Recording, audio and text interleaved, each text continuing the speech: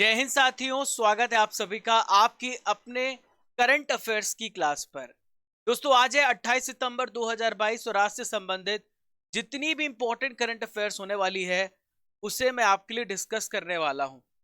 दोस्तों, हमारा मकसद होता है आपको क्वालिटी करंट अफेयर्स देना, वो भी कम समय में।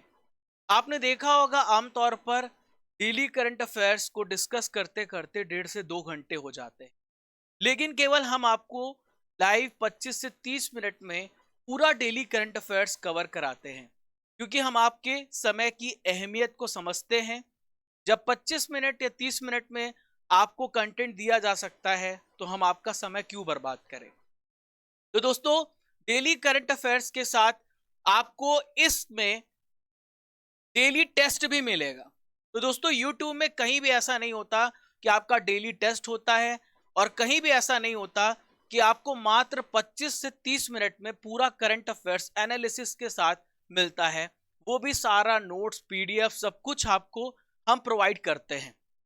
तो दोस्तों, हमेशा याद रखिए, जिंदगी में सफलता पाने के लिए आपको थोड़ा तो रिस्क उठाना पड़ता है।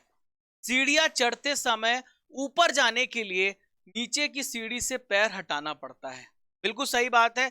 जब आप आगे बढ़ते हो तो आपको पीछे की चीजें भूलकर हमेशा आगे की तरफ बढ़ते जाना है। मंजिल मिल जाएगी, भटकते ही सही, गुमराह तो वो लोग हैं जो घर से निकले ही नहीं। दोस्तों, हसल करते रहो, सब कुछ मिलने वाला है। आज का सबसे पहला इंपॉर्टेंट करंट अफेयर्स आप सभी के सामने ये रहा। दादा साहेब फाल्के अवार्ड 2022 से किसे सम्मानित किया गया है? बहुत ही महत्वपूर्ण प्रश्न।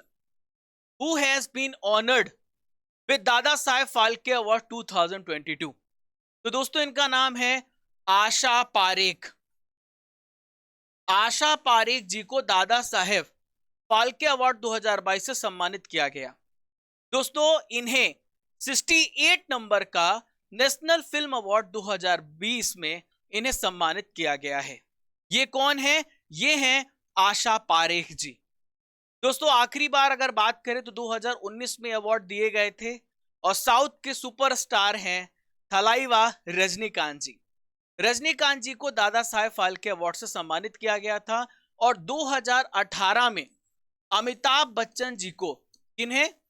अमिताभ बच्चन जी को 2018 में दादा साहेब फाल्के अवार्ड से सम्मानित किया जा चुका है। दोस्तों, ऐसा 22 साल में पहली बार हो रहा है कि दादा साहेब फाल्के अवार्ड किसी महिला को दिया जा रहा है। अगर आपसे पूछा जाए कि दादा साहेब फाल्के अवार्ड सबसे पहले किसे मिला था, तो आप याद रखना, देविका रानी रोरिक। तो देविका रानी जी को यह अवार्ड 1969 में पहली बार दिया गया था, और इसे हासिल करने वाली पहली एक्ट्रेस थी देविका रानी जी। ठीक है दोस्तों, आशा पारेख की बात करें, अगर आपसे पूछा जाए कि इनका संबंध किस राज्य से है, तो इनका संबंध महाराष्ट्र राज्य से है। अभी प्रेजेंट में एक डांस एकेडमी चला रही हैं, इसका नाम है कारा भवन। क्या नाम है दोस्तों? इसका नाम है कारा भवन। अब आप सोच रहे होंगे कि दादा साहेब फाल्के अवार्ड ये क्या है? तो दोस्तों, दादा साहेब फाल्के अवार्ड जो है भारतीय सिनेमा के जनक कहे जाते हैं, और उन्हीं की याद पर यह अवार्ड दिया जाता है।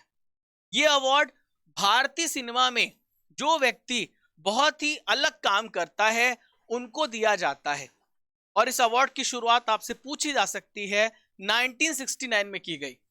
1969 में की गई। 1969 में इसरो की भी स्थापना की गई थी। किसकी की गई थी? इसरो की। दोस्तों, दादा साहेब फाल्के अवार्ड में 10 लाख रुपए की राशि प्रदान की जाती है। इसके अलावा स्वर्ण कमल भी प्रदान किया जाता है, और पहला अवार्ड देविका रानी को मिला था, याद रखिएगा। चलिए दोस्तों, आइए देखते हैं question number 2, very very very important. तो चलिए देखते हैं। हाल ही में विश्व पर्यटन दिवस मनाया गया। When is world tourism day 2022 celebrated? तो हर साल पर्यटन को बढ़ावा देने के लिए 27 सितंबर को मनाया जाता है विश्व पर्यटन दिवस, वर्ल्ड टूरिज्म डे। क्लियर है? अब आप सोच रहे होंगे, सर दिवस तो पढ़ा दिया आपने, अब थीम भी बता दीजिए। तो मैं आपको थीम भी बता देता हूं। Rethinking tourism. किसी भी देश का विकास उसके टूरिज्म पर भी निर्भर करता है। आपने देखा श्रीलंका बहुत बुरी स्थिति में पहुंच गया, श्रीलंका में आपातकाल लग गया, आर्थिक आपातकाल लग गया, क्योंकि कोविड के दौरान उसका टूरिज्म सेक्टर बहुत ज्यादा प्रभावित हुआ था।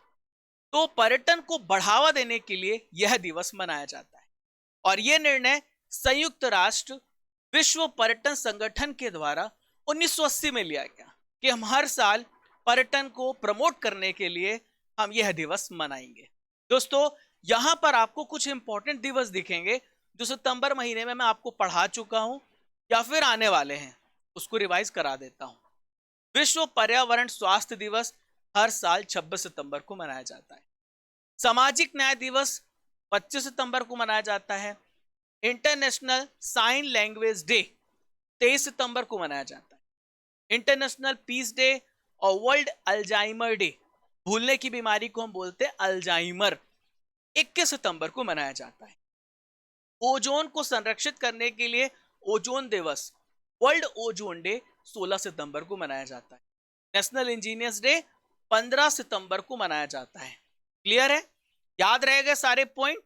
चलिए दोस्तों, नेक्स्ट क्वेश्चन देखते हैं। हाल ही में सुप्रीम कोर्ट ने निर्णय लिया है कि ताजमहल के कितने मीटर पर सारे जो कमर्शियल एक्टिविटीज होंगे, जितनी भी व्यावसायिक गतिविधियां होंगी, उसको रोकने का आदेश दिया गया है, निर्देश दिया गया है।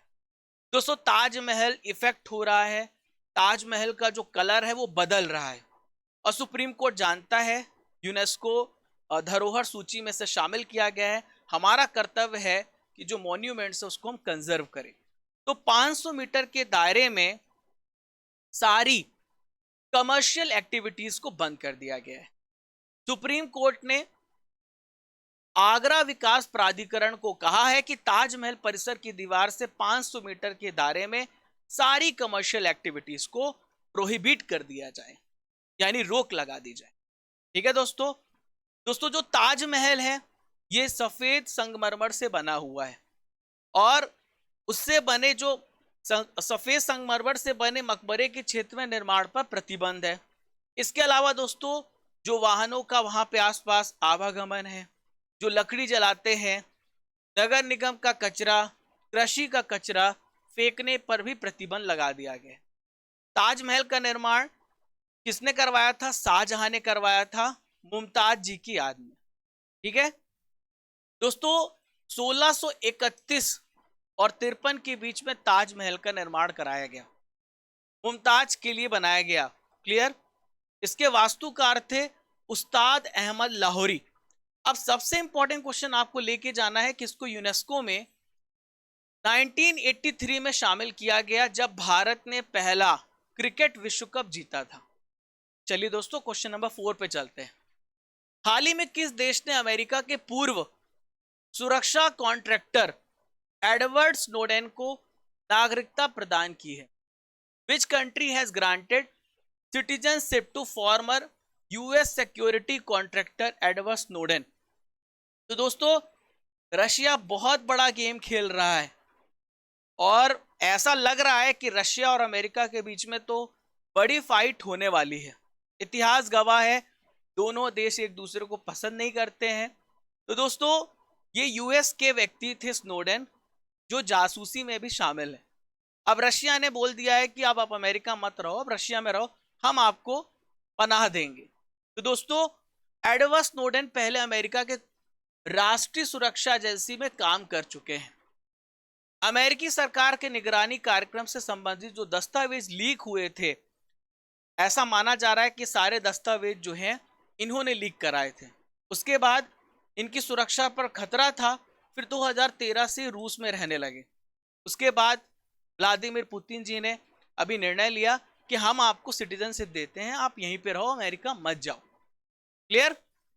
चलिए दोस्तों, क्वेश्चन नंबर 5। हाल ही में किस हवाई अड्डे को airport service quality award ASQ से सम्मानित किया गया है? Which airport has been awarded the airport service quality award? तो दोस्तों, ये है Cochin international airport. Cochin international airport को हाल ही में ASQ अवार्ड से सम्मानित किया गया है। ठीक है दोस्तों, ये जो अवार्ड है किसके द्वारा दिया जाता है?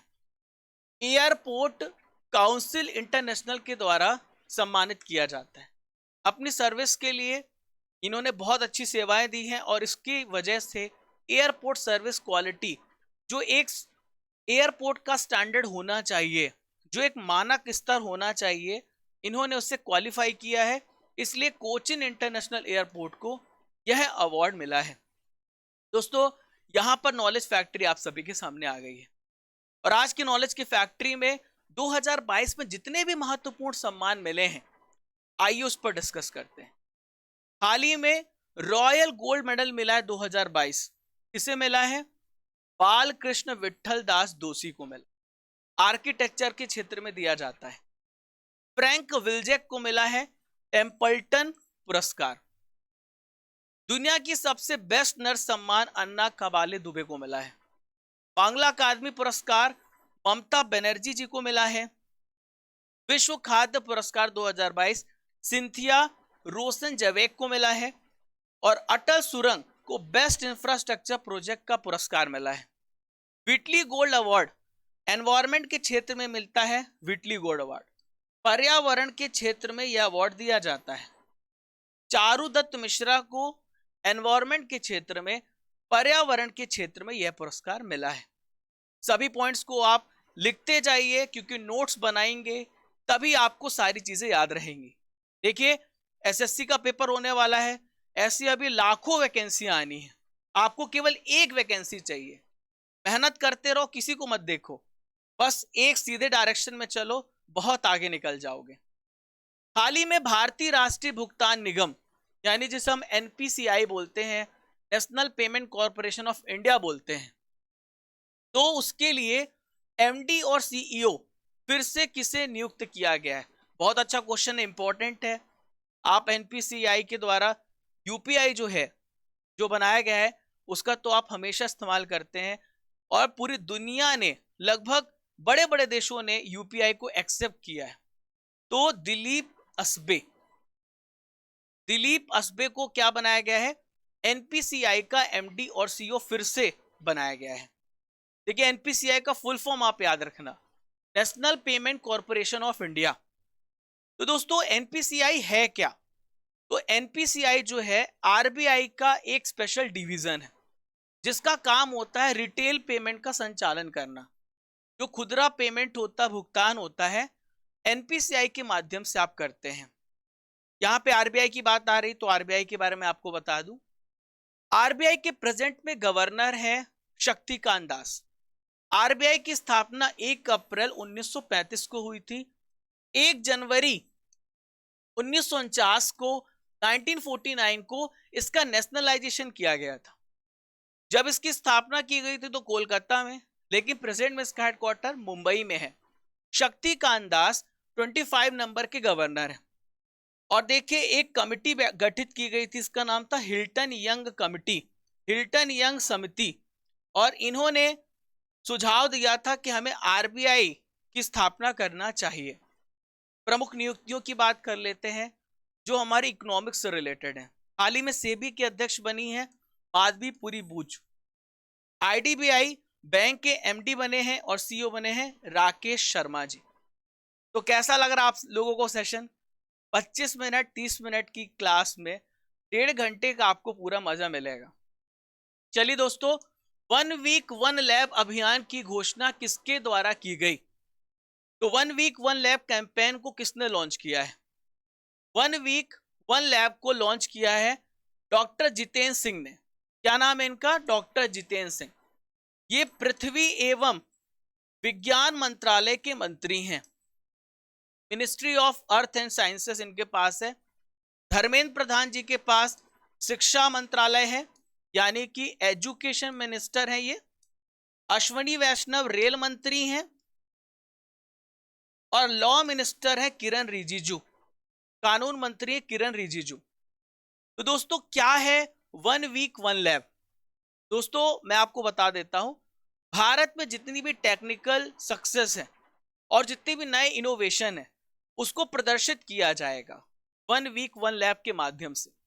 भारत में लगभग 37 वैज्ञानिक और औद्योगिक अनुसंधान है।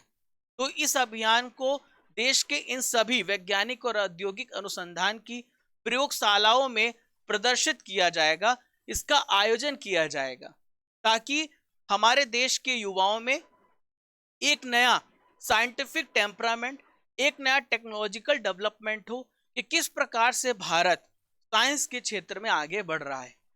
चलिए दोस्तों, हाल ही में किस राज्य के मुख्यमंत्री ने जनजाति विषय पर विश्व कोश जारी किया है? तो दोस्तों, ये ओडिशा के चीफ मिनिस्टर हैं नवीन पटनायक। नवीन पटनायक जी ने इसे लॉन्च किया है। किसने लॉन्च किया है? नवीन पटनायक जी ने लॉन्च किया, जो कि ओडिशा के मुख्यमंत्री हैं। दोस्तों, इन्होंने 26 सितंबर को लॉन्च किया है। 62 आदिवासी समुदायों की इन्होंने इस विश्व कोश में उनके कल्चर के बारे में बताया है, उनकी संस्कृतियों के बारे में बताया है।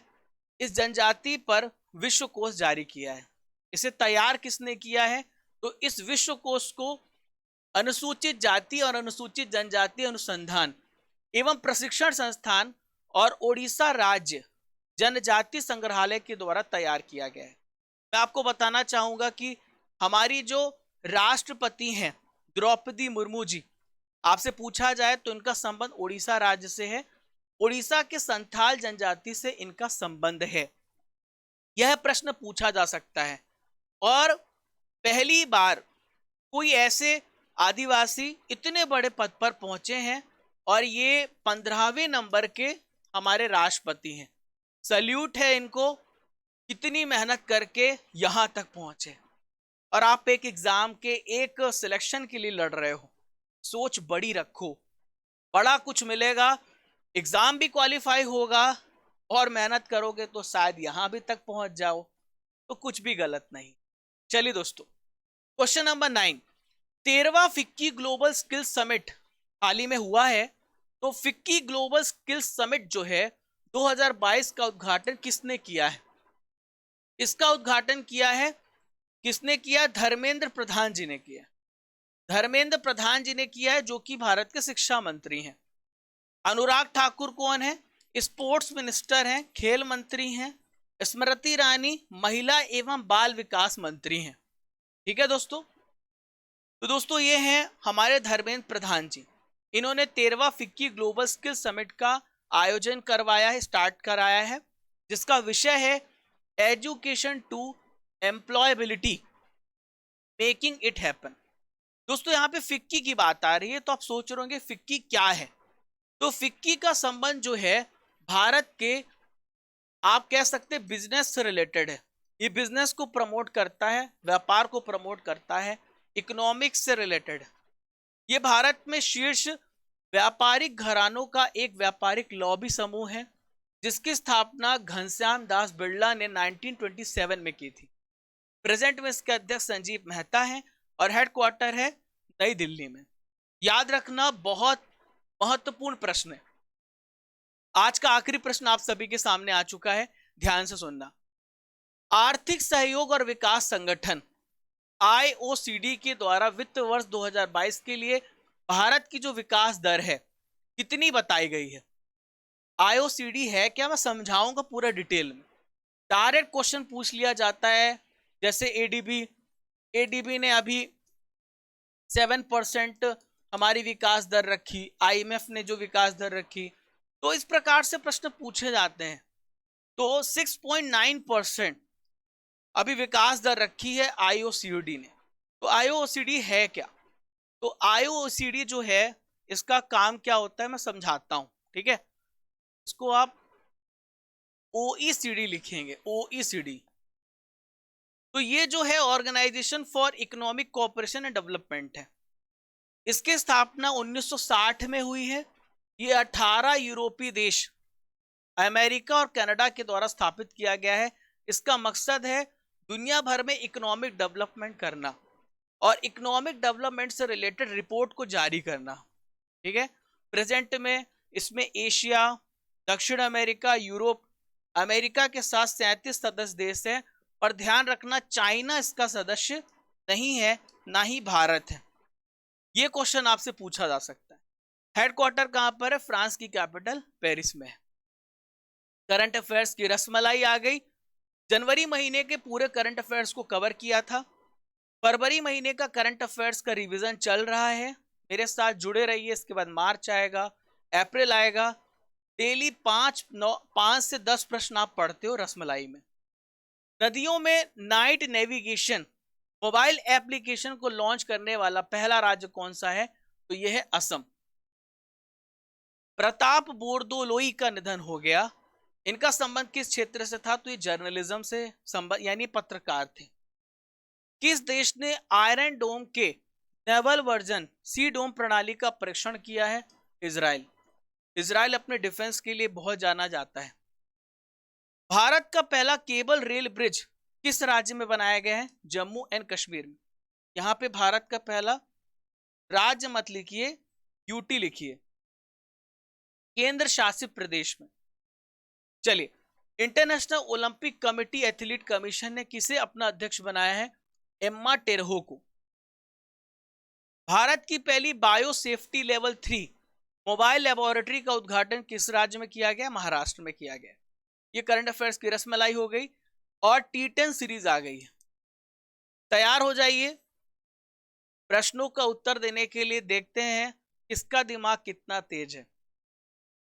2019 में दादा साहेब फाल्के पुरस्कार किन्हें मिला?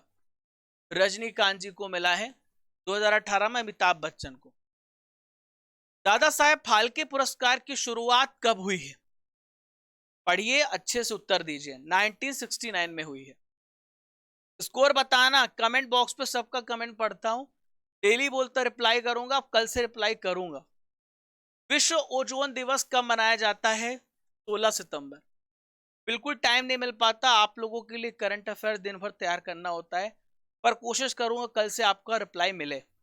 आप क्या चाहते हैं आपकी करंट अफेयर्स की क्लास में? कमेंट बॉक्स पे लिखिए। आज फीडबैक भी दीजिए कैसा लग रहा है आप लोगों को पढ़ के। ताजमहल को कब यूनेस्को की वर्ल्ड हेरिटेज साइट पे शामिल किया गया? 1983 में शामिल किया गया।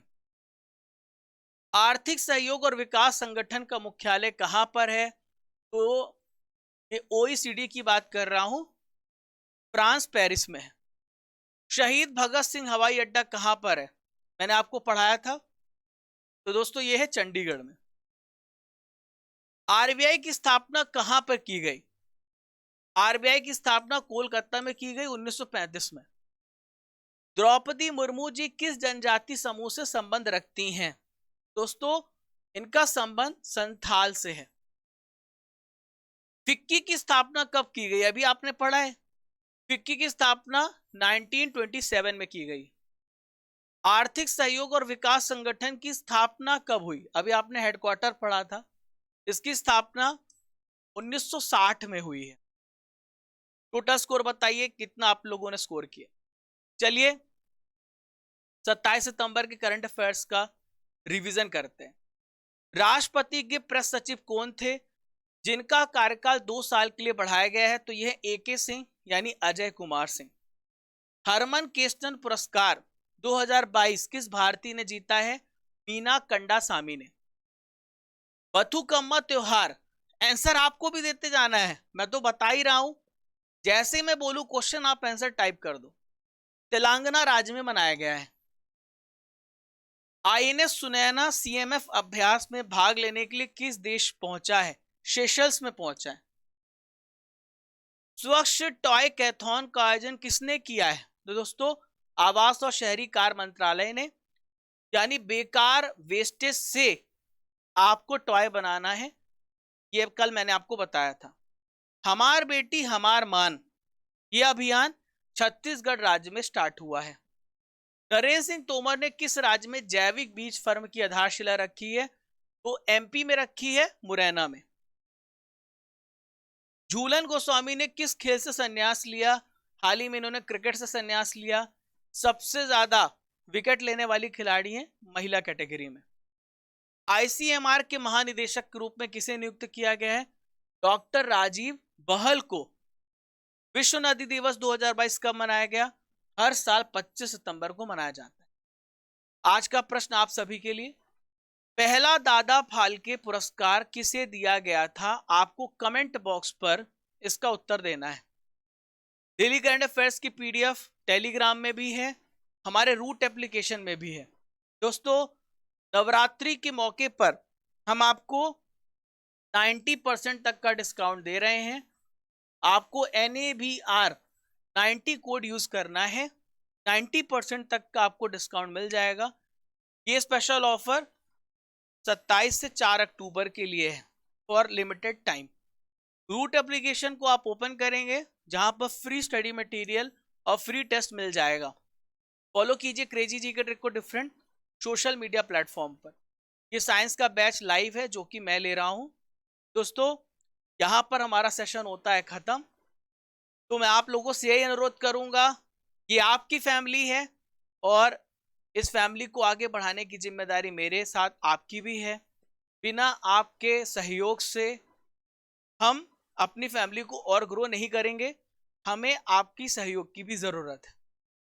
हम दोनों मिलकर के एक दिन बहुत बड़ा इतिहास रचेंगे। दोस्तों, हम 25 मिनट में आपको करंट अफेयर्स पढ़ाते हैं। आपको पता है, हम 25 मिनट्स में करंट अफेयर्स पढ़ाते हैं, 25 टू 30 मिनट के बीच में, इससे ज़्यादा कभी नहीं गया, जो कि 1.5 घंटे को रिप्लेस करता है। ठीक है, तो डिसीजन आपको लेना है, कैसे आपको अपनी फैमिली को ग्रो करना है। तो चलिए फ्रेंड्स, मिलते हैं कल सुबह फिर इसी ऊर्जा, इसी जोश के साथ। जब तक तोड़ेंगे नहीं तब तक छोड़ेंगे नहीं। खुश रहिए, मुस्कुराते रहिए। चलिए दोस्तों, मिलते हैं फिर।